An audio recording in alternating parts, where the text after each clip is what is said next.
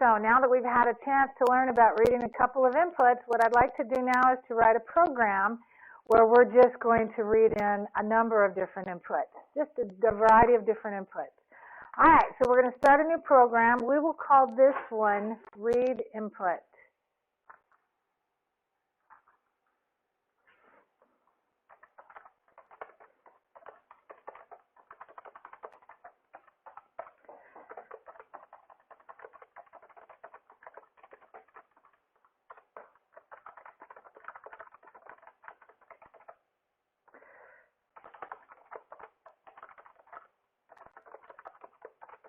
All right, so I need my class and my main container.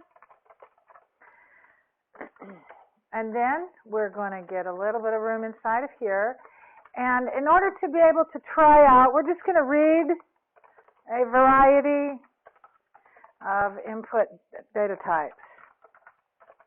And in order to do that, I'm going to need a scanner. And in order to have a scanner, if you remember, I'm going to have to import it into my program. So I go to the top of my program, and I'm going to import the scanner. And I do that using the import key, or the import reserved word. And scanner is capital S. So now that I have imported it, my program can use it. So let's create a scanner. I name my scanner variable response.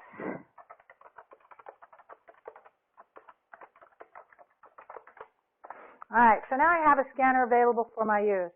So what we're going to be doing next, instead of declaring a whole bunch of variables up here, we're just going to declare the variables as we're using them in the program for the purposes of this program.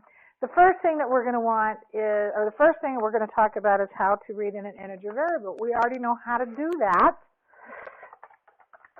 So we're going to create an integer variable. I'll just call it int, or integer, and I will default it to the default value for an integer data type. And then we're going to prompt the user to enter an integer.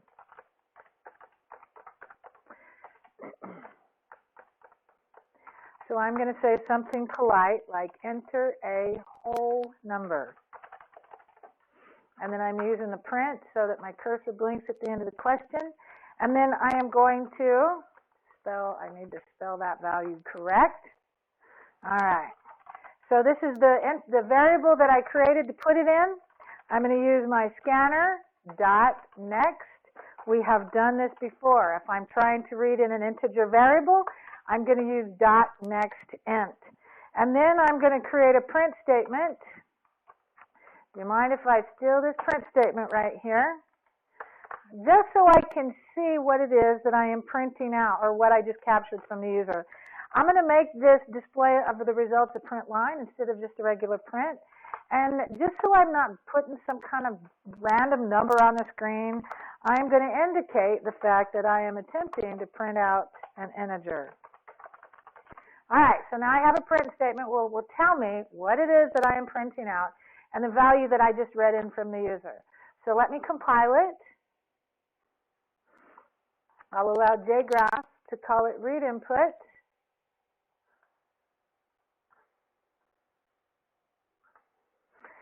We'll compile it and we'll run it.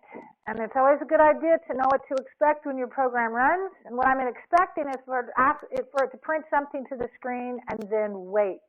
It's going to print to the screen, enter a whole number, and then I expect it to wait because that response.nextInt is waiting for somebody to key something in. And so the user would then key in a whole number. And it will print out, my second print statement is just telling me what the user just keyed in. All right, so we have already done this once before. So the next thing that we want to know is about a floating point data type. And the one that we've used the most is a double. So we can read in any kind of floating point. We're just going to use a double, which means that I need a variable of double type. So I'll create a variable. I'm going to default it, or give it a default value for the data type. And then I am going to steal this print statement. And instead of saying enter a whole number, I'm going to say enter a floating point. I could also say a decimal number. I think my user probably knows what a decimal number is better than a floating point. But in Java, the word decimal means something. So let's read it in. I created a variable called double. I'm going to use my scanner. So if I use a .next int with a capital I to read in an integer, what do you think I'm going to use to read in a double? .next, right, .next double. That will read in a double value and store it in a double variable. And then I'm going to steal this print statement. And we're just going to print out to the user what it is that we just read in. And I'll put the name of my variable here in the print statement that I built. So we're going to be doing these same 4 lines of code over and over again as we move through different data types. So let me compile it.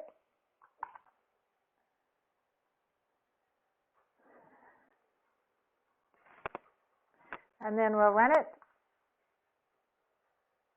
The first thing I expect it to do is ask me for a whole number, and then it's going to ask me for a floating point number, which is just a decimal number. And when I press enter, it should mirror that input back to me with my text field.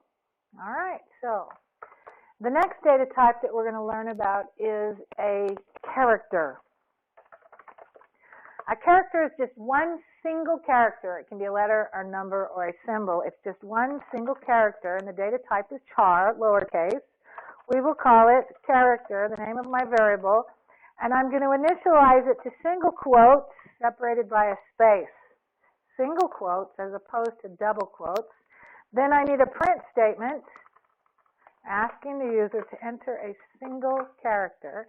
I'm going to steal that print statement. Enter a single character. I'm going to read that information into my variable that I just created using my scanner. And what do you think I'm going to use to read in a single char? Well, it would be nice if it was .next char, but unfortunately a character is a different animal than the other ones that we've been working with so far. So it actually is .char at, .next, .char at, and inside of this second set of parentheses, I'm going to put a number. I'm going to put the number 0 in there for now, and I'm going to show you, or we're going to see if it works, and then I'm going to show you exactly what it is that it's doing.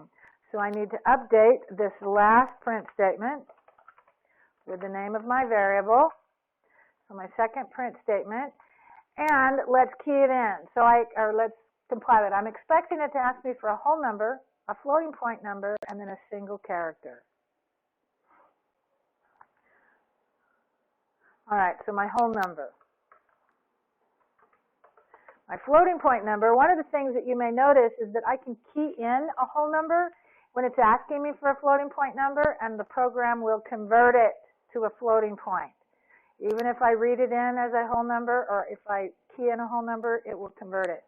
Now I just need a single character. So I'm going to put the character S, and I'm going to press enter, and see if it mirrors back to me that input that the user did.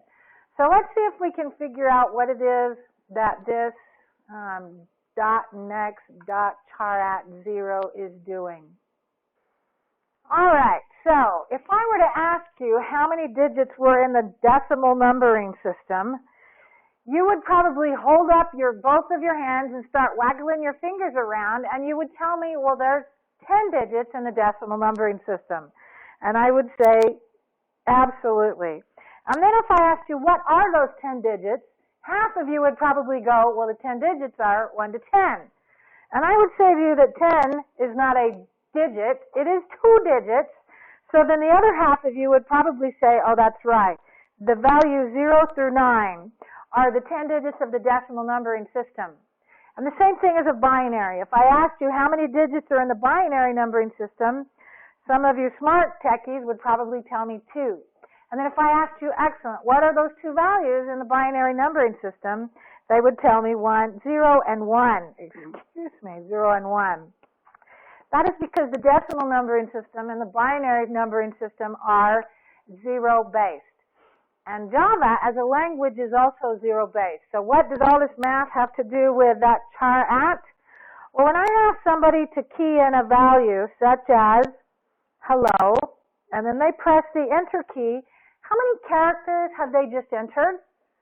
If I were to count them, I would see 1, 2, 3, 4, 5. So if I counted them, there would be 5. But if I asked you, what are their positional values? Java is a zero-based language. That means the positional value of this very first one is 0. The positional value of the E is 1. The positional value of the first L is 2. The second L is 3. And then the O is 4. So just like the 10 digits of a decimal numbering system are 0 through 9, when I begin indicating the positional values of the things that users are keying into my code, the very first position is going to be 0. So let's go back to the Java program and see how this conversation about the position of each one of the letters or the symbols that the user keys in, how that impacts my program. All right, so if you'll notice, when I'm trying to read in a character, I do a response.next. We already know that the response.next actually reads in a word. And then the .char@at is pulling a character, is reading a single character. So the .next reads in a single word, and then the char@at pulls a single character out of that word that I just read in, and it takes the character that is sitting in that position, in the position of the number that is between the parentheses. And so right now I have char@ 0, which means I would expect it to pull the character that is the first value that my user keys in. So let's try it again with a little bit more knowledge. What if I typed in Winnie, as in Winnie the Pooh? What character do you think that it is going to pull out of that word and store in my variable? If you said W, you are correct. So what if I change this to a 4? And I recompiled it to implement my changes. We run it again.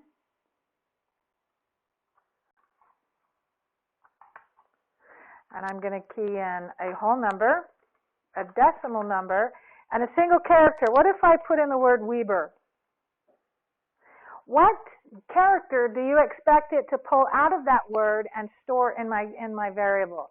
If I said 4, well, this is 0, 1, 2, 3, 4.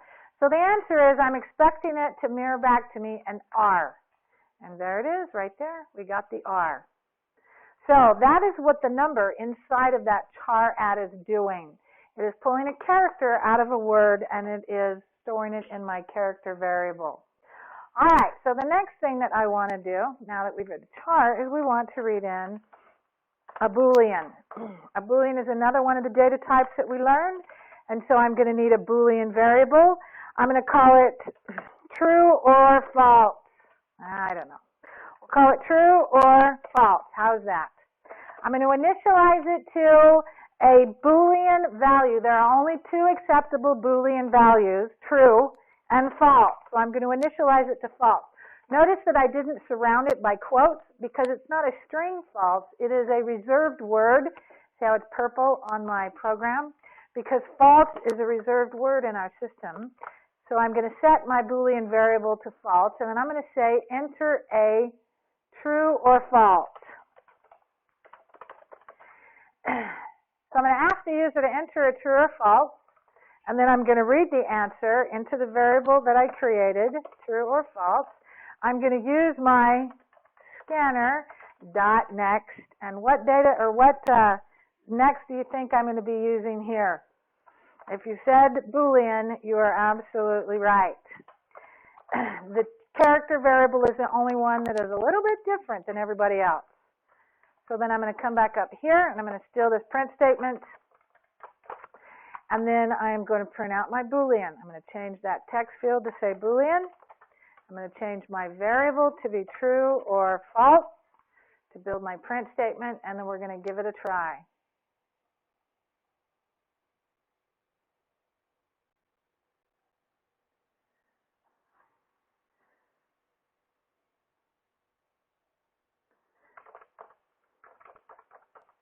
A single character, I can say hello, and it will pull out the H because that is in position 0. True or false, the user is going to have to key in literally true or false. So I'm going to change the value from the default false. I'm going to put it to true and see if it will mirror that true back to me. Very good. All right, there's two more that we want to talk about. The first one is a word. We already know how to read in a single word.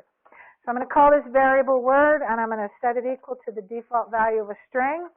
Then I am going to use this print statement, and I'm going to say enter a single word. And I'm going to store that answer in the word variable. And we've already learned about .next reads in a single word. It's looking for either the enter key or it's looking for the space key. And then let's print out the results so we can see what we captured from the user.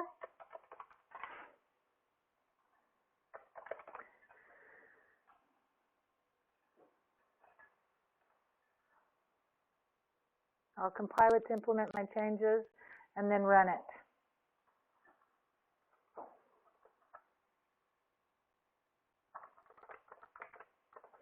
A single character, it can be a number. It doesn't just have to be a letter. True or false must be the word true or the word false in a single word, such as Winnie, as in Winnie the Pooh. So if I type in Winnie, it is going to bring back that single word that I just keyed in.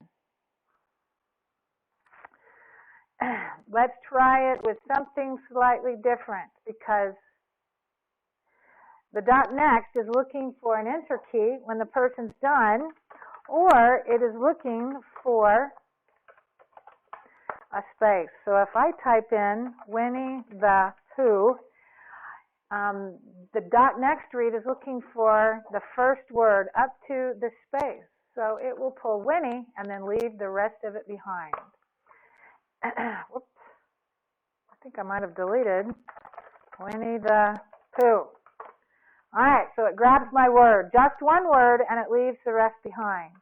All right, so the last one that we're going to be talking about is a line. Because many times I don't want to read in just a single word. I want an entire line of text. Maybe there's 2 or 3 words in somebody's first name, or maybe I'm trying to get their address and I need an entire line of text. So I need a string variable. We'll call it line. I'll set it equal to the default value of the data type. Then I'm going to prompt the user for a line of text. So instead of entering a single word, I want them to enter a line of text. I'm going to capture that into the variable that I created for it. This time I'm going to use a response.next line with a capital L. Response.next line. This is going to read in an entire line of text.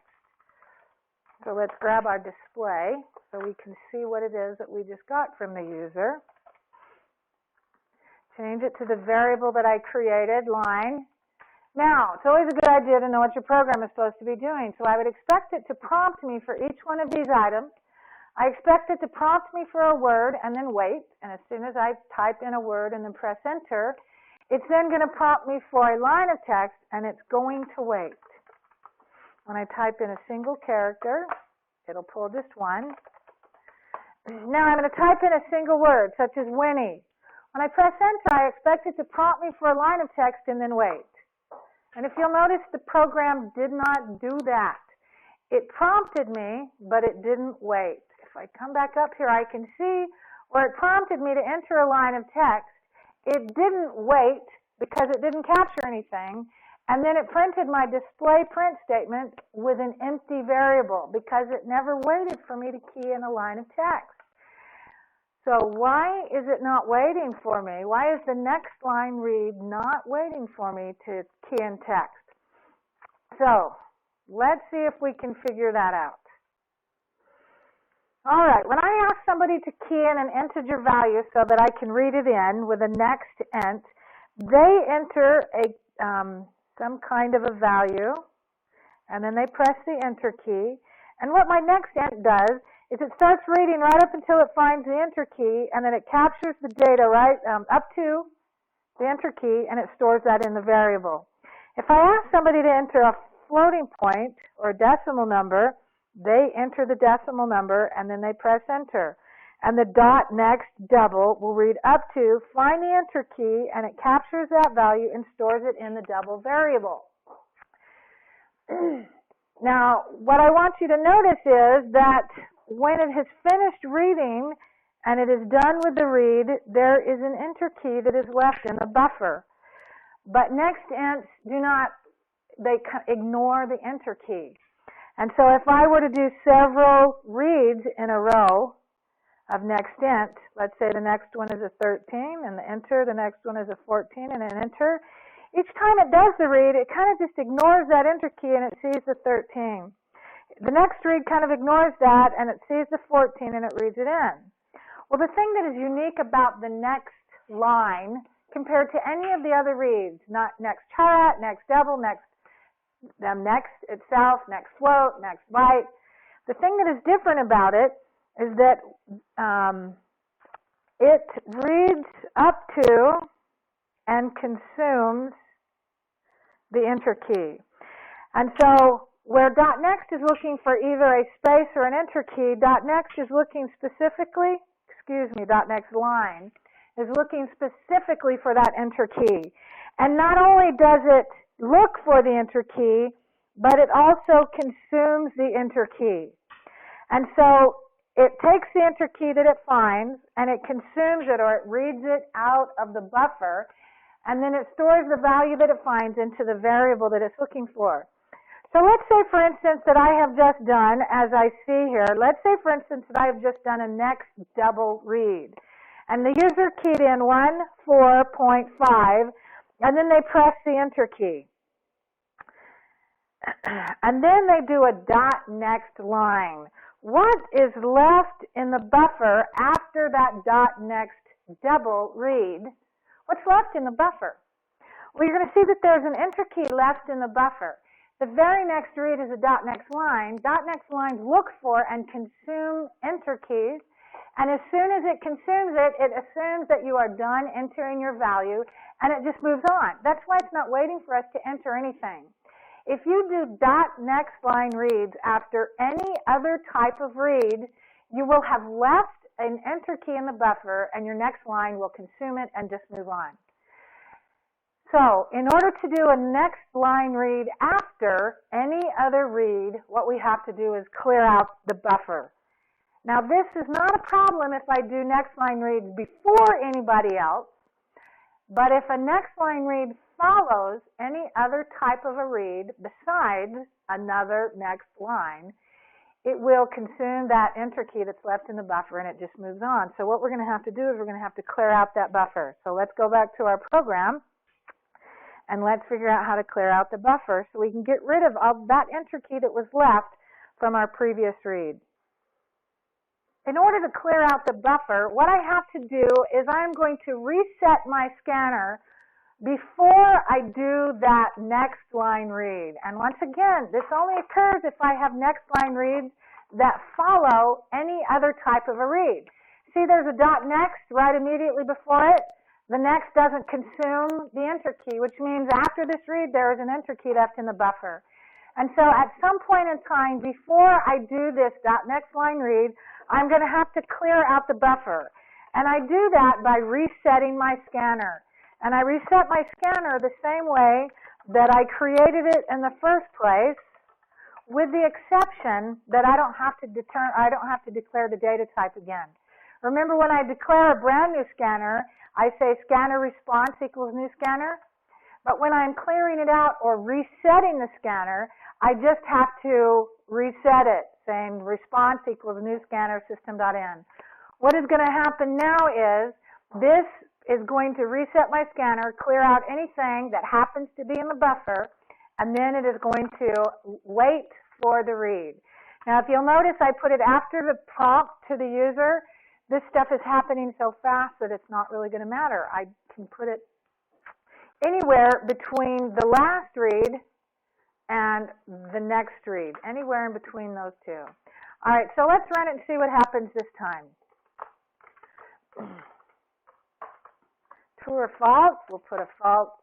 A single word. I can put in Winnie the Pooh here now, and it will pull Winnie, and it is going to clear out everything else in the buffer, and then wait for my line of text. Enter a line of text. Now if I put in Winnie the Pooh, it will pull in the entire line of text. And there it is, Winnie the Pooh. One of the reasons why I only keyed in one word when we were doing the response.next instead of keying in multiple words is because I didn't want my next line to pick up those extra words before I had keyed in or before I had reset my scanner. Okay, so now you have an example of how we do a number of different reads. So now that we have that under our belt, we're going to do one last final project here, and we are going to, then I'll give you guys something to do. All right, we're going to write one final program, and we're going to call this one pizza, because I'm assuming that it is probably close to dinner time for you if you're writing this late at night. So we're going to write one final program. We'll call it pizza. You have been hired by a company to take orders for incoming pizzas.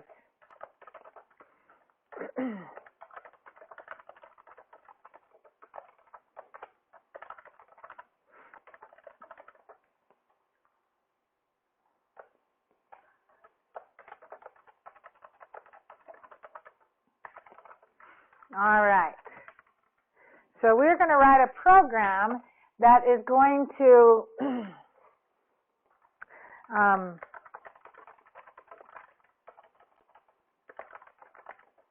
capture information about a pizza order and calculate the total for the order.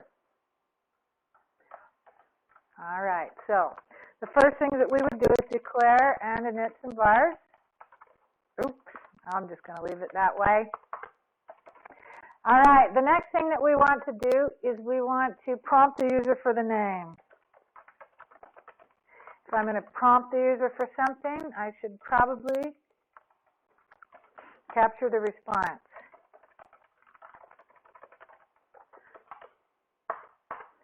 And then I'm going to prompt the user for the type of pizza. That means the toppings that they want on it. And capture that response. The next thing that I'm going to ask the user for is the size of the pizza.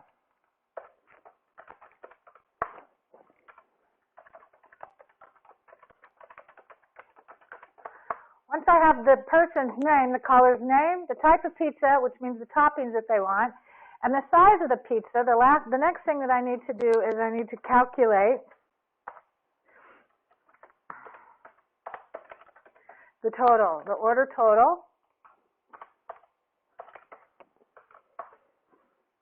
Then I need to add a delivery charge to the total.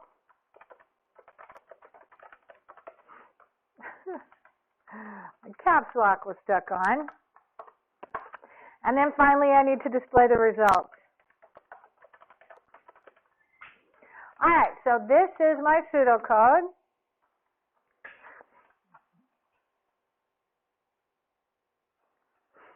It looks like my tabs were getting slightly off. Fine, that's fine.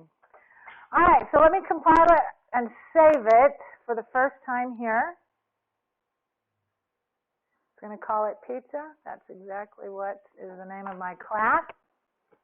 I'll tell it where to put it, and I'll save it. And then we'll come back and we'll add a little bit of detail. Now that I have a plan in mind, one of the first details that I would generally add is what do I want the results to say. I want it to say something like, Tom, comma, your 13-inch pizza, your 13-inch pepperoni pizza will cost $12.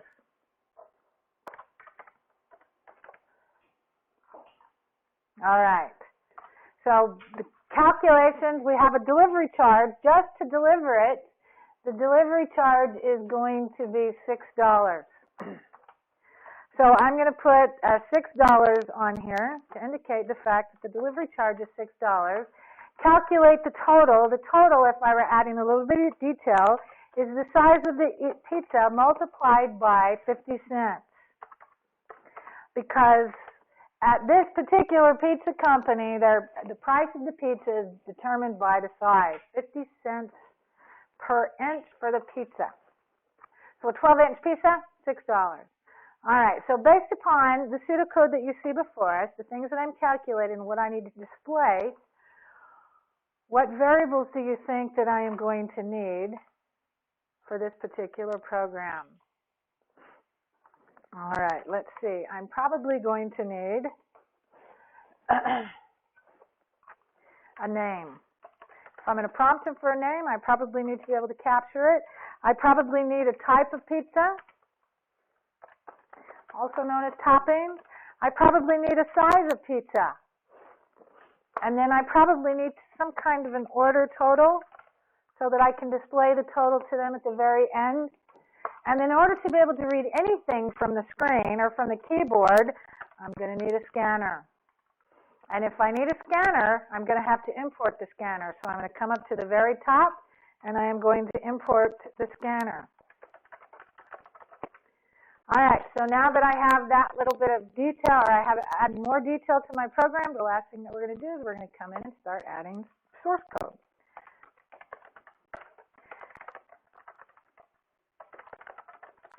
Java.util.scanner, that is a semicolon. I'm going to come down here and declare and initialize some variables. I'm pretty sure that I want a name to be a string. We'll just use name, and I'll give it a default value for the data type. The type of pizza will also be a string, and we can call this type. Then we have the size. The size is going to be a whole number, so I'll make it an integer. And then the order total is probably going to be a floating point, so I'll make it a double. And then we need our scanner so that we can read things from the keyboard. Oops.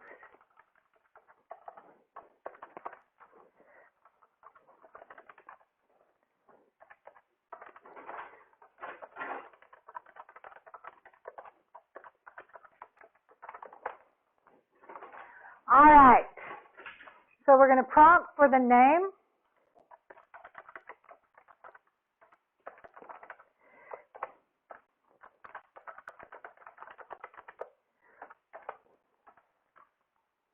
And then I'm going to capture their response under the variable that I created for it. And which read do you think that I should use here if I'm just asking them for their full name? Which kind of read would you want to use? And we're going to use .nextLine because I want their first name and their last name, or I want the entire thing that they key in. All right, the next thing that I need to do, I have a little bit more of my pseudocode, is I want to prompt for the type of pizza. So I'm going to steal this print statement, and I'm going to put it here. And I'm going to say, enter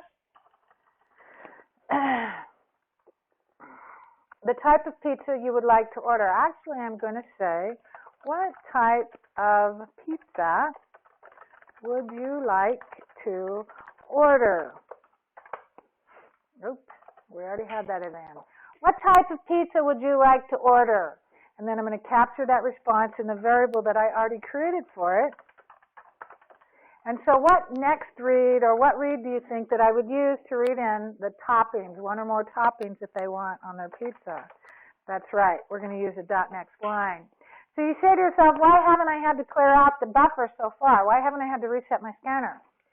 But so far, I only have NextLine reads, and they play nice together. NextLine reads just don't play nice when they come after any other type of read. So, what is my next pseudocode is to prompt for the size.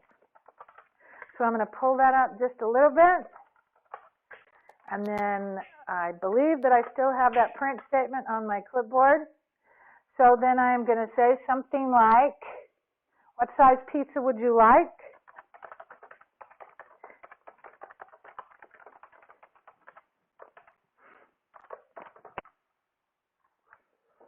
And then I'm going to capture the response under size. And what next read do you think that I'm going to be using here if I'm trying to read in a value into this size variable? Well, keep in mind that it depends upon the data type of that variable, and I'm pretty sure that size is an integer, so I'm going to do a .next int read to read in an integer value. Now that I have those three, I'm going to calculate the total the price for the pizza. And I have a variable that I'm going to use to put that in, and we called it, oh, look, I never gave this variable a name. My order total, I never gave it a name. So I need to come back and give that variable a name. This is an excellent reason of why I should be compiling often. Instead of writing a whole entire program and then compiling and having 100 errors, it's easier to compile as you go. If I had compiled earlier, it would have told me that I had forgot to give that variable a name. So now that I have the variable name, we're going to calculate the total. And the total is going to equal the size of the pizza multiplied by 50 cents. And then I want to add the delivery charge to the pizza. And so I'm going to say total equals whatever is currently in the value of total plus $6.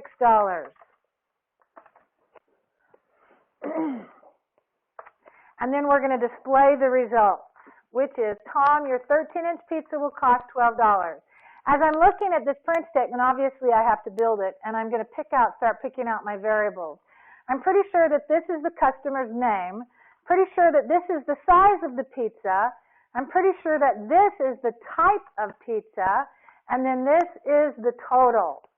So let's build that print statement. Do I still have a print statement on my clipboard? Yes, I do. All right, so the first thing is not a text field. The first name is a variable called name.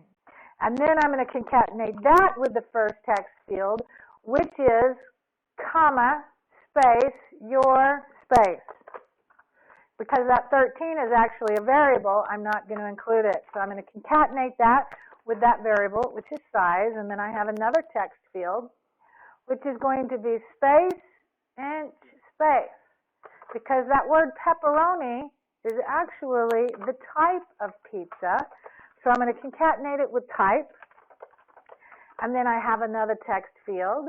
So if pepperoni is a type, then space pizza will cost all the way up to it, including that $sign.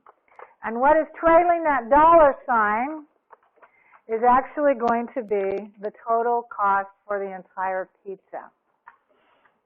All right, so now I have Tom, comma, your 12-inch pepperoni and cheese and papaya fruit pizza will cost $6. Oh, there's a $6 charge too. So it would be $12. All right, so let me compile it, see if I made any changes, implement my changes, and then we'll run it and see what happens. It says enter your name. And if you'll notice, my cursor is right up next to name, and so as I'm running through it the first time, I can just clean up my user interface. I like to have a colon and then push my cursor away, so I'm going to say Tom. What type of pizza would you like to order? That looks pretty good. So I'm going to say cheese and pepperoni. The next question would be, what size pizza would you like to order? Remember, I'm trying to do some math on the fly. If it's 50 cents an inch plus the $6 delivery charge, if I have a 10-inch pizza, that should be $5, plus the $6 delivery charge would be $11. So I just want to see if my math works right. Tom, your 10-inch cheese and pepperoni pizza will cost $11. And it is a thing of beauty. All right, so I think that this video is long enough, but there are two things that we need to talk about, and we'll do that in the next lecture when we begin Chapter 4. There's two things that we need to talk about, and one of them is the fact that this dollar values are generally indicated by two decimal places.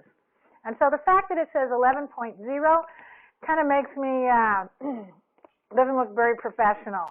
I would like it to look like a dollar value, and so there's two different ways that we can do that. And we're going to be talking about each one of those two different ways that I can use, that I can represent money. We'll be talking about that in the next lecture. So that is the end of Chapter 3. I will show you your activity for today is to create a paycheck and write a program that calculates a weekly paycheck. And so you're going to prompt for three things: a name, a base pay, and an hours worked. You're going to hard code some sort of tax rate. Don't ask your user for the tax rate because they will make something up. And then you're going to build a print statement. So based upon here, I see three different types of reads, or several different reads. I see a number of different variables, and I see you building a print statement. So I want you to write a program that calculates the paycheck. Remember, we already wrote the pseudocode for how to calculate a paycheck. So have an excellent time writing your program, and I will see you in the next video.